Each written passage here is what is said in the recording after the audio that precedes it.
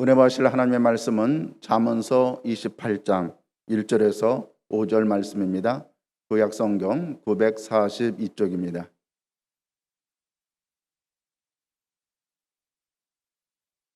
구약성경 942쪽 잠언서 28장 1절에서 5절 말씀을 합독하시겠습니다.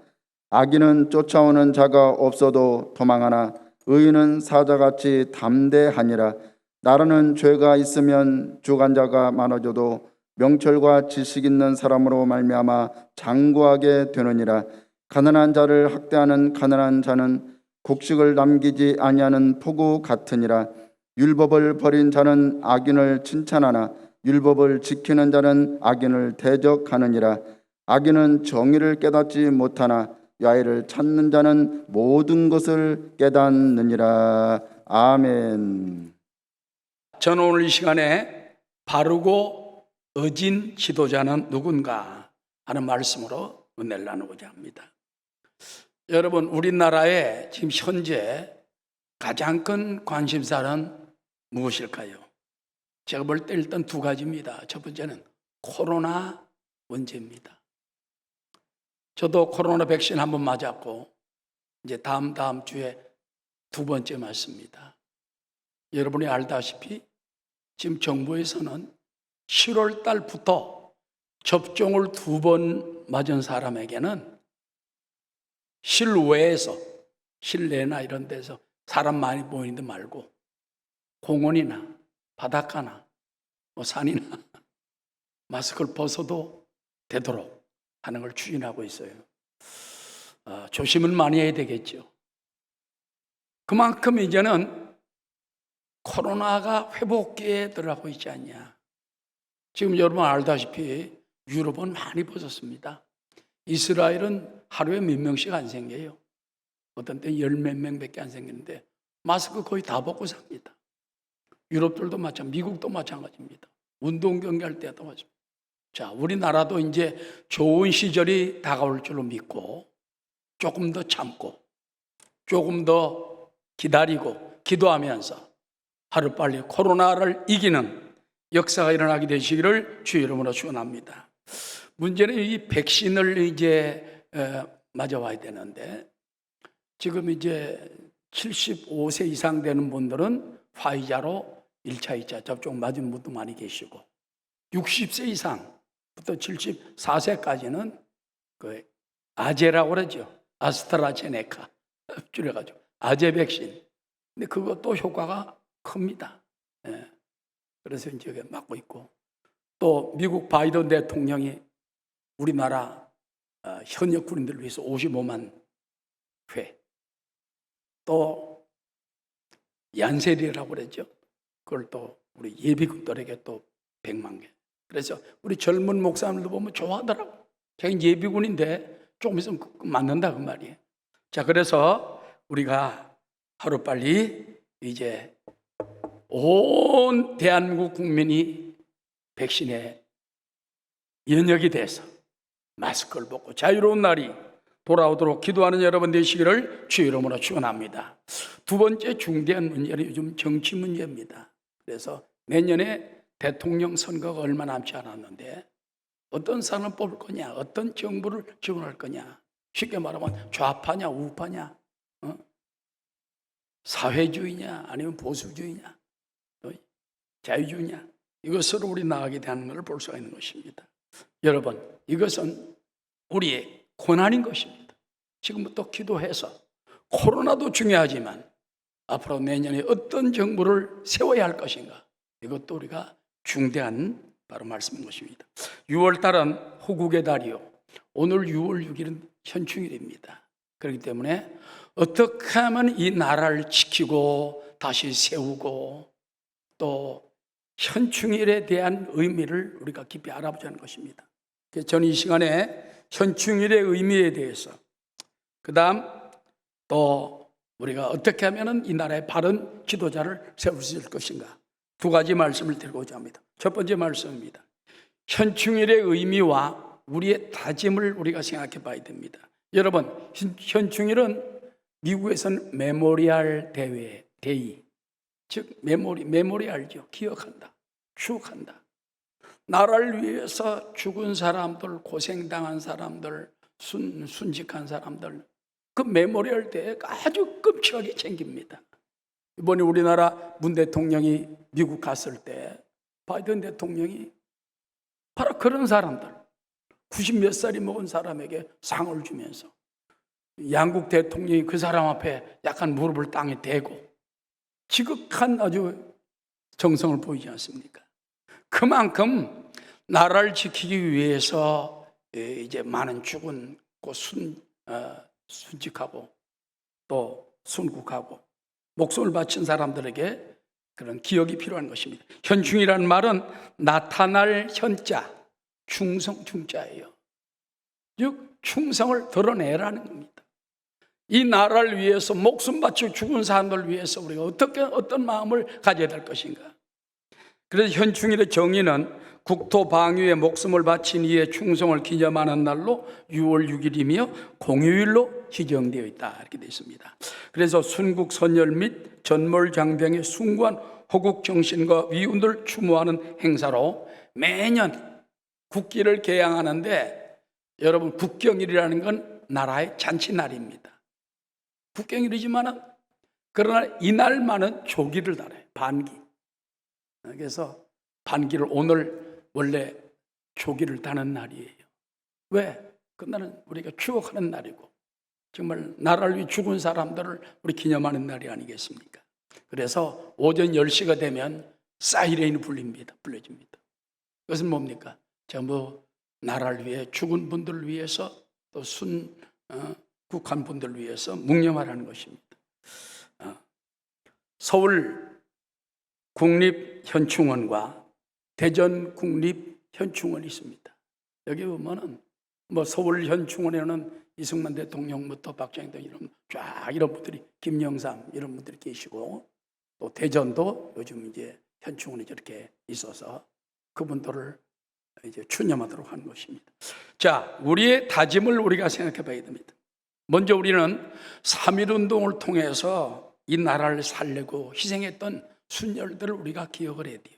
두 번째는요, 6.25 전쟁을 통해 가지고 북한 공산당의 침략에 의해서 수많은 사람이 죽고 외국 군인들이 죽고, 여러분 그 부산 대연동 그 묘지에, 전 유엔 묘지에 가끔 가봅니다. 세계 유일한 유엔 전몰 장병의 묘지가 거기 있어요. 세계에 다른 데 없습니다. 거기만 있습니다. 거기 가보면 4만 몇천 명의 위패가 다 있고, 그 다음에 2천 몇백 명의 이제 그 묘가 있어요. 미국 사람들 묘는 3만 6천 몇 개 되는데 다 미국에서 가져가고 한 20 몇 개밖에 남지 않았습니다. 거기 가서 보면은 나이들이 어떤 때는 군인들 이름이 다 써 있어요. 나이까지. 어떤 애는 군인은 20살, 19살, 21살. 그때는 가슴이 너무 아프더라고요. 고등학교 갓 졸업하고 우리나라까지 와가지고 목숨을 바친 그 군인들을 생각할 때 참 눈물이 앞돌고 핑 돌고 가슴 아픔을 느낄 수가 있는 것입니다. 여러분, 우리는 이제 이런 현충일을 맞이하면서 나라를 더 악한 세력에서 지켜야 되겠다. 우리나라는요, 근본적으로 나라가 세워질 때 4개 기둥이 있어요. 첫 번째, 여러분 아시죠? 이승만 대통령이 1905년도에 여순 감옥에 있으면서 하나님께 기도했어요. 하나님, 우리나라도 미국이나 영국 같은 그런 나라가 세워지게 도와주십시오. 그때는 일제 곧 넘어가기 직전이었죠. 나라가 엉망진창이죠. 그러면서 이 나라를 제대로 먹고 살리기 위해서는 기독교 정신이 필요하다. 그래서 기독교 입국론으로 이승만 그 청년이 기도를 시작을 해가지고 나중에 나라를 세웠죠. 그 다음에는 뭡니까? 자유민주주의 체제지요. 이건 사회주의 안 된다. 공산당 안 된다. 공산주의 안 된다. 미국과 영국과 이런 유럽 같은 이런 자유민주주의 체제. 그 다음에 뭡니까? 시장경제. 나라가 경제를 통제하는 게 아니라 모든 사람이 자유롭게 자기가 하고 싶은 일과 사업과 이런 걸 하면서 잘 사는 사람은, 열심히 하는 사람은 잘 살고, 게으른 사람은 못 사는 거지. 어떻게 똑같이 삽니까? 똑같이 삽니까? 물론 돈을 많이 벌어서 가난한 사람에 내어주는 건 좋은 일이 되겠죠. 그 다음에 또 한 가지는 한미동맹이다. 우리 힘으로는 안 되겠다. 그래가지고 이제 이 나라가 이루어지는 것입니다. 요즘 많은 사람들이 이 나라가 어디로 가야 할지, 우리는 이 4대 정신을 굳건히 세워서 기억을 하면서 현충일 때 나라를 더 기억하는 여러분 되시기를 주의 이름으로 축원합니다. 자, 여기서 중대한 면이 있습니다. 현충일은 나라를 위해 순국하고 희생한 사람들을 위해서 기리는 날이지만, 우리 예수 믿는 사람들은 누구에게 충성해야 될까요? 날 위해 피 흘리시고 날 위해 죽으시고 다 이루었다 하신 예수 그리스도, 하나님 나라를 위해 충성했는가? 현충일만 생각하지 말고 우리가 주님 나라에 충성할 수 있는 마음을 가지게 되시기 바랍니다. 저와 여러분 하나님 모형 형상대로 하나님이 지었어요. 때가 되면 내려 보내주셨어요. 그래서 나를 지으시니가 하나님, 나를 부르시니가 하나님, 나를 보내시니도 하나님, 그 하나님의 능력에 통해서 우리가 여기 와 있기 때문에 이제 예수 믿고 구원받고 하나님의 자녀가 되고 백성된 저와 여러분은 얼마나 행복합니까? 세상 사람은 이 행복을 몰라요. 그러나 여러분 엄청난 축복과 행복 속에 살고 있기 때문에 이런 은혜를 주신 하나님께 내가 충성을 다했는가? 그런 마음을 우리가 되살펴야 되는 것입니다. 그래서 하나님 나라를 위하여 우리가 몸 바쳐 일할 수 있어야 되고, 하나님 나라를 위해 땀과 눈물과 피를 흘릴 수 있을 때 진정한 기독교인이 되는 것입니다. 마태복음 6장 33절에 보면 그런즉 너희는 그의 나라와 그의 의를 구하라. 그리하면 이 모든 것을 너희에게 더하시리라.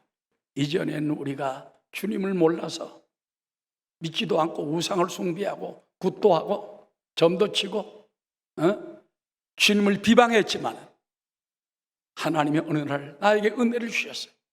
나를 구원해 주셨어요. 할렐루야. 나의 아버지가 되고 예수님이 나의 신랑이 되어주셨어요. 이제는 그 무량 광대한 은혜를 우리가 찬송하며 감사하며 복음을 전하며 또 열심히 충성을 다할 때 생명의 멸류관을 얻게 될 줄로 믿습니다.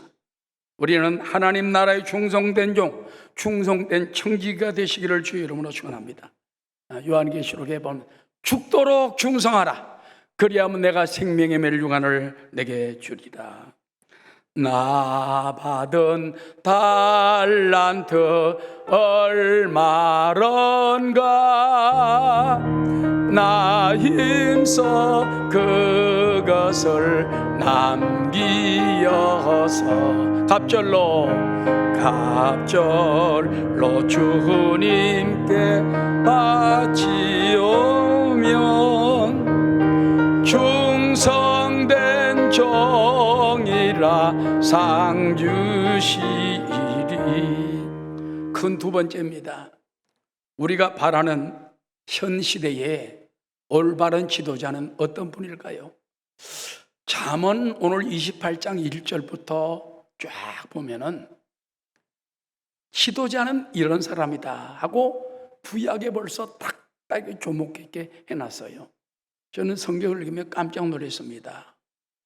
우리 시대에 정말 이 말씀이 필요한데 하나님 벌써 수천 년 전에 솔로몬 왕 잠언을 통해 가지고 우리 가운데 이런 지도자가 서야 된다. 그래야 나라가 살고 나라가 강성하고 백성들이 평안하다. 할렐루야.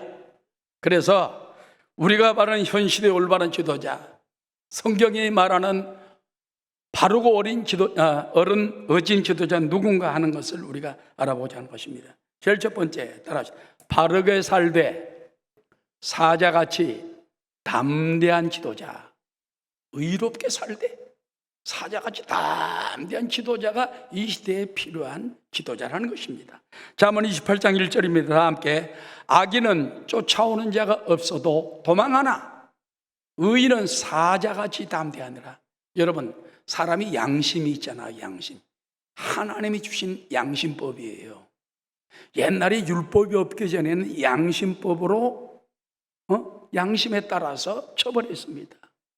그런데 여러분 이거 압니까? 죄를 많이 지은 사람은, 또 빚을 많이 지은 사람은 쫓아오는 사람이 없는데, 저도 뭐 저 빚쟁인가? 체주인가? 날 잡으러 경찰이 왔나? 그래서 쫓아오는 자가 없는데 혼자 도망간다는 거예요. 그러나 의인은 죄를 짓지 아니하고 정말 의롭게 산 사람은 사자같이 담대하고요. 경찰이 와도 올라와 보란 말이에요. 빚쟁이 올라와 보란 말이에요. 우리가 바로 이런 삶을 살아야 되는 것입니다. 여러분, 성경에 보면은요, 빚지고 또 죄진 사람은 자꾸 도망을 쳐요. 시편 53편 5절 상반절에 보면 그들이 두려움이 없는 곳에서 크게 두려워했어요. 그런 사람들은 두려워할 일이 없는데 괜히 두려워하는 거예요. 반대로 어떤 위험한 지경에도 의인들은 담대합니다.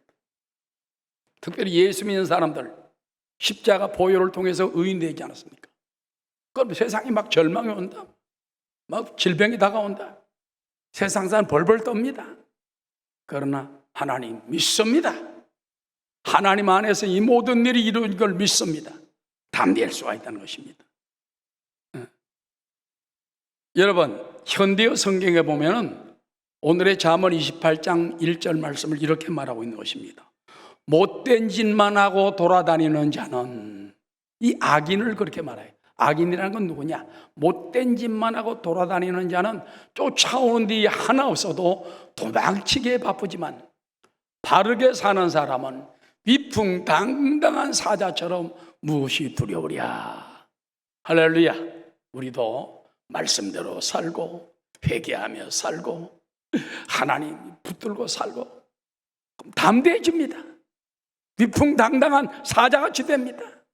그러므로 하나님이 여러분 의롭게 사는 사람은 갚아주십니다. 축복해 주십니다. 이 나라에도 지도자가 이런 사람이 있어야 돼요. 눈치만 살살 보고 자기 사람만 챙기고 그런 지도자가 있으면 안 돼요.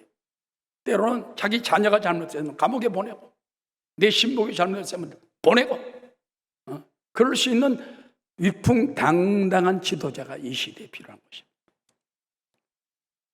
그래서 바르고 정의로운 사람이 되어서 사자같이 담대한 지도자가 우리 가정에도 세워지고 이 나라에도 세워지도록 기도하는 여러분 되시기를 주의 이름으로 축원합니다. 그 다음에 두 번째는요, 나라를 먼저 왕성케 하겠다는 슬기롭고 어진 통치자입니다. 여러분, 예수님께서는 우리에게 너희는 먼저 그의 나라와 그의 의를 구하라. 너 무엇을 먹을까? 마실까? 입을까? 염려하지 말라. 이는 믿지 않는 이방인들이 염려하는 것이라.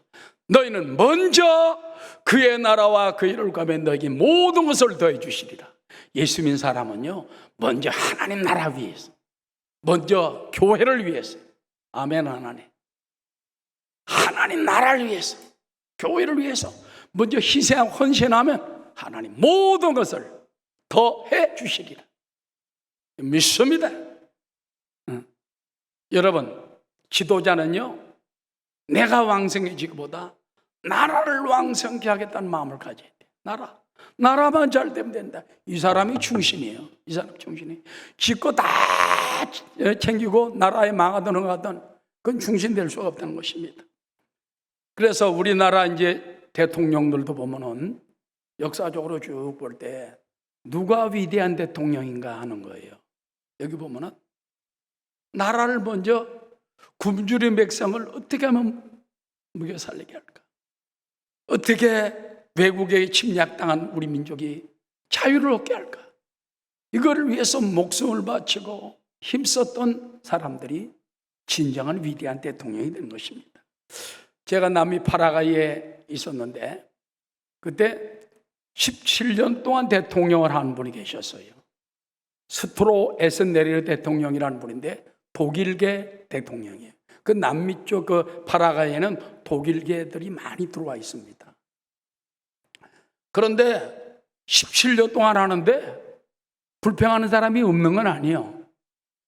그러나 모든 사람들이 보면은 두 가지 면에서 지켜 세우더라고. 굶주리고 배고파 죽어가는 우리를 먹고 살게 해준 대통령이 이분이다. 두 번째, 많은 고아들이나 어려운 사람들이 그 대통령을 아버지라고 불러요. 그 양아들을 18명을 1년에 한 명씩 해가지고 18명을 삼아가지고 걔들은 양자의 날이 되면 전부 대통령궁에 들어갑니다. 대통령 옷도 사주고 먹을 것도 주고. 그러면 자기 여기다 딱 명찰 달고 다니. 여기다 나 대통령 아들이다. 출신은 보잘것없는데 대통령이 삼아준 거예요.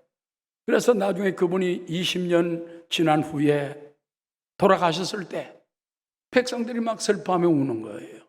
우리를 먹고 살게 해주고 가난하고 불쌍한 사람들과 돌봐주었던 아버지 같은 대통령, 정말 어질고 슬기로운 대통령인 것입니다.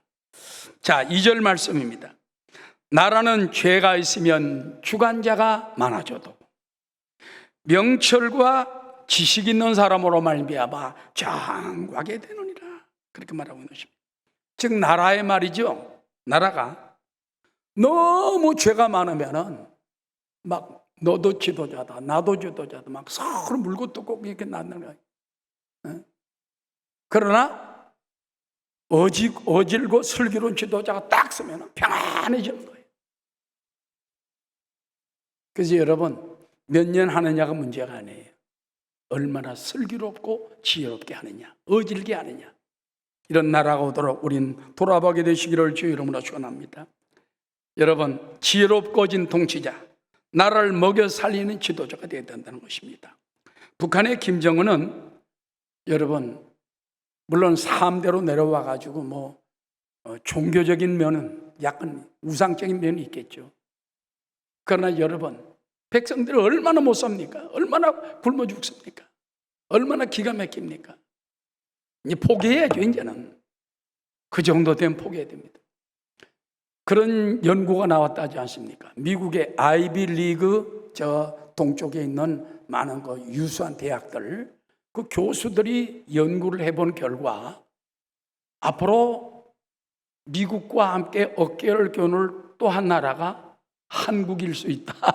그런 얘기가 나왔대요. 단 북한과 남한이 통일이 되면은 굉장한 그 일꾼도 많아지고 땅도 넓고 그 다음에 남한의 그 계획을 자유민주주의 체제를 가지고, 그러나 단 공산주의는 안 되는 거죠. 굶어 죽으니까. 그래서 하나가 되되 자유민주주의 체제 하에 가지고 되게 되면은 G2라고 그러죠. 세계 두 번째 나라 되는 큰 나라 될 수 있다. 우리나라 백성이 말한 게 아니라 아이비리그 교수들이 연구한 결과에 나온 말이라는 것입니다. 깜짝 놀랐어요. 야, 이럴 수가 있을까? 근데 그걸 그분들이 했다니까. 우리 한번 놀래보는 것이죠, 여러분. 그래서 현대에 보면은 오늘 말씀에 대해서 이렇게 기록하고 있습니다. 다 함께 시작. 나라가 혼란스러우면 통치자가 바뀌고 또 바뀌지만 슬기롭고 어진 통치자가 나라를 다스리면 든든히 오래도록 안정되리라. 네. 개정 성경에 보면 장구하리라. 그 시대가 장구하리라. 우리나라가 지금은 세계 10대 산업 대국이 되지 않았습니까? 경제 대국이 되지 않았습니까? 영 못 살던 나라가 축복을 받았어요. 정말 나라를 먹여 살기 위해서는 많은 훌륭한 대통령들이 있었기 때문이라고 생각합니다. 요즘도 이 논란이 되는 것 중에 하나가 뭐냐면 원자력 발전소예요. 원자력 발전소는요, 1956년 이승만 대통령의 지휘 아래 처음으로 원자력과가 우리나라에 신설이 됩니다. 그리고 한미 원자력 협정이 체결됩니다. 그래서 원자력 기술이 타국보다 뒤늦게 시작을 했지만은 원자력법 제정이나 원자력 연구소 설립 같은 범국가적 지원 아래 한국의 원자력 기술이 비약적으로 성장. 대통령이 막 팍팍 밀어주니까 나라에서. 그래서 늦게 시작한 원자력 우리나라가 막 비약적으로 발전해가지고 한국의 원자력 기술은 나중에 사우디아라비아, 네덜란드, 요르단 등의 수출을 발전하게 됩니다. 하지만 2011년 발생한 일본의 후쿠시마 원전 사태 이후에 잘못하면 우리나라도 원전 그때 막 발전시키다가 여러분 여기 가까운 데 많이 있지 않습니까? 4개나 있습니다, 우리나라에.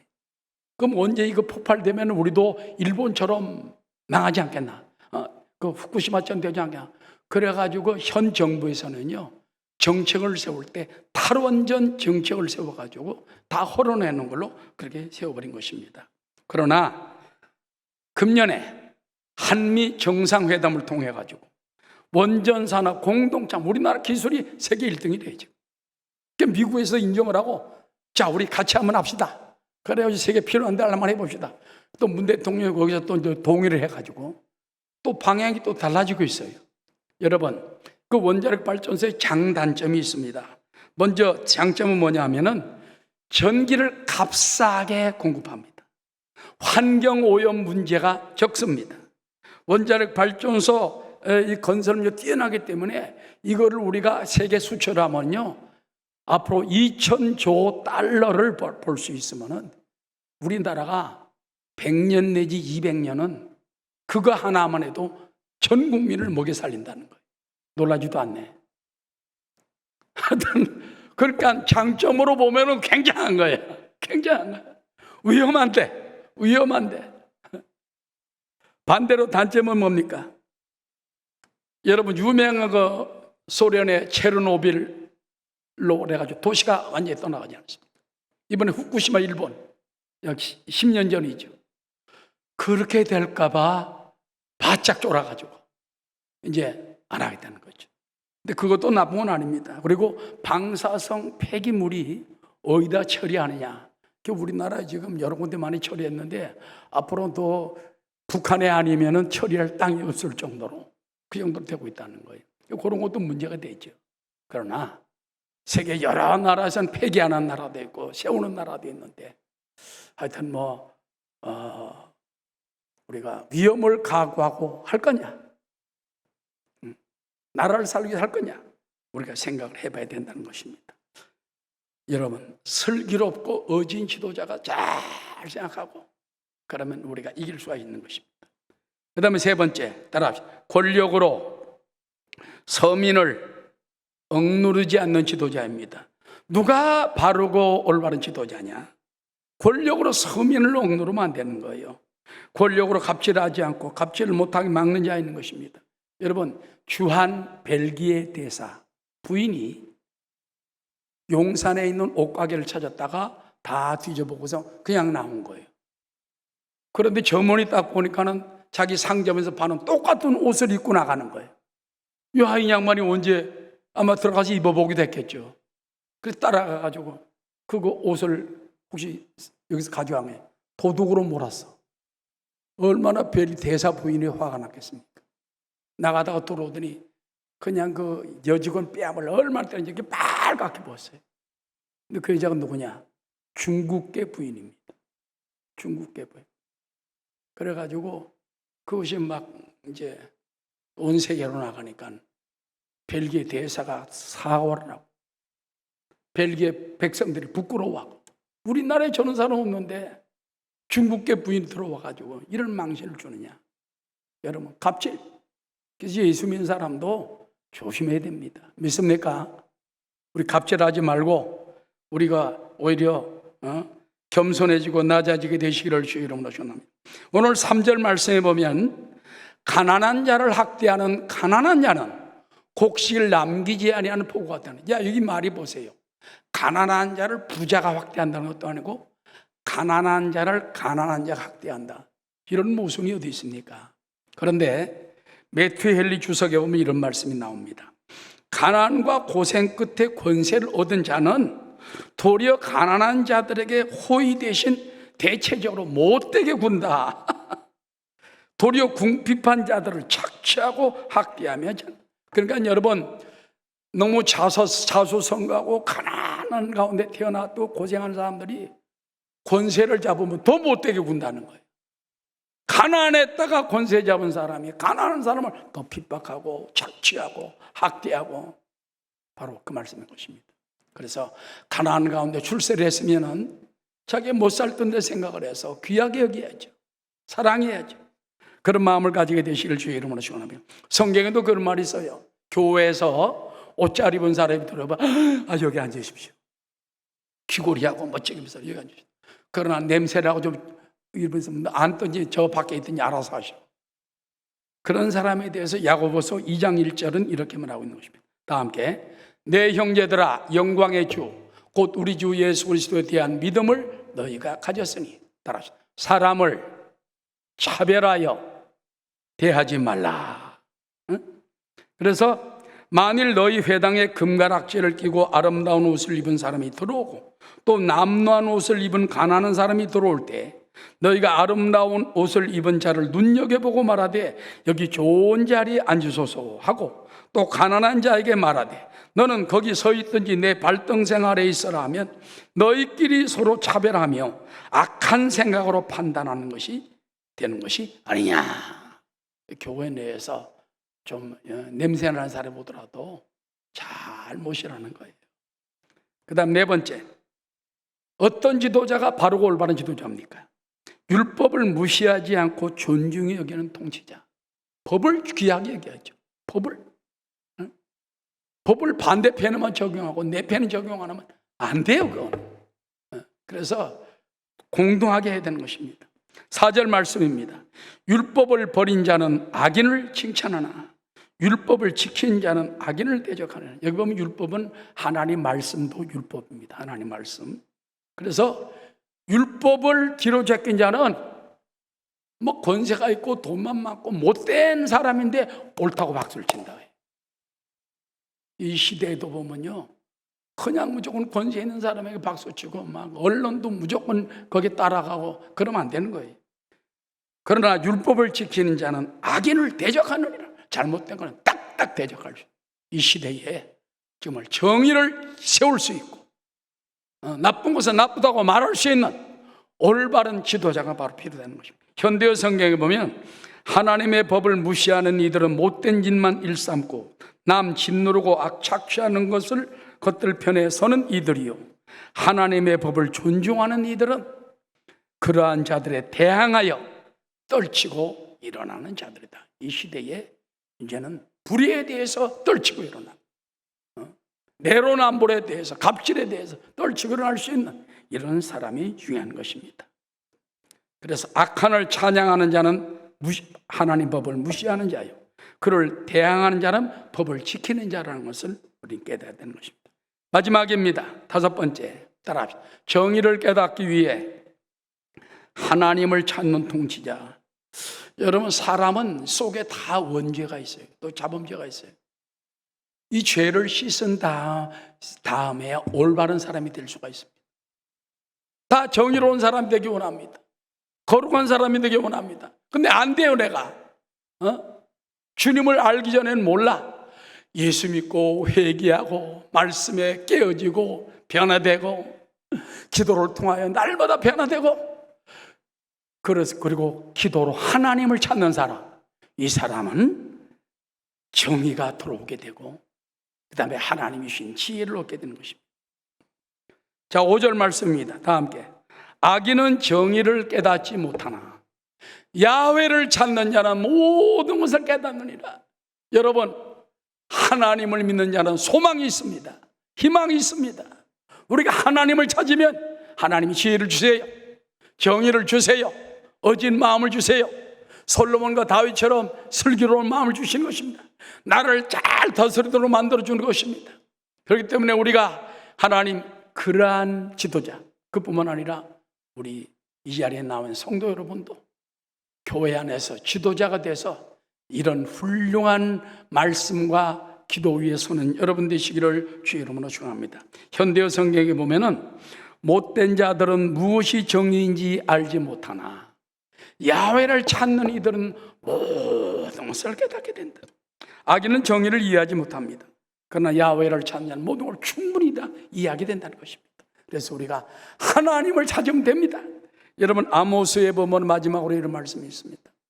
야훼께서 이르시기를 너희는 나를 찾아라, 그리하면 살리라. 베델로 가지 말고 길갈로 가지 말고 베엘세바로 가지 말고 나를 찾아라. 어떤 장소를 찾지 말고 하나님을 찾고 하나님 앞에 엎드리고 하나님이 지혜를 받으면 하나님이 여러분에게 어진 마음을 주고 거룩한 마음을 주고 정의를 찾게 해주시고 위대한 지도자로 만들어 줄 줄로 믿습니다. 결론적으로 우리는 6월달 호국의 달입니다. 나를 어떻게 우리가 세워야 되겠는가? 기도하며 때로는 목숨까지 바칠 수 있는 그런 마음을 가지시고 무엇보다 우리는 하나님 나라의 백성이에요. 이 나라에 하나님 나라를 건설하고 하나님 뜻을 이루기 위해서 하나님 충성된 종이 되게 도와주십시오. 하나님을 나라를 세우는 올바른 종 되게 도와주옵소서. 또 이 나라의 어진 통치자 바른 지도자가 세워지게 도와주옵소서. 기도하는 저와 여러분 되시기를 주의 이름으로 축원합니다.